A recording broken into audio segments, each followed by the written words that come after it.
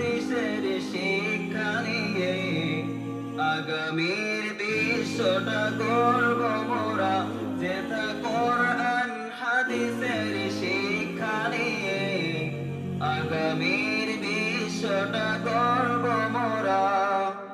আসহাবে সুফার অনুসরণে আজ এসেছি মোরা জ্ঞান আহরণে। আসহাবে সুফার অনুসরণে আজ এসেছি মোরা জ্ঞান আহরণে।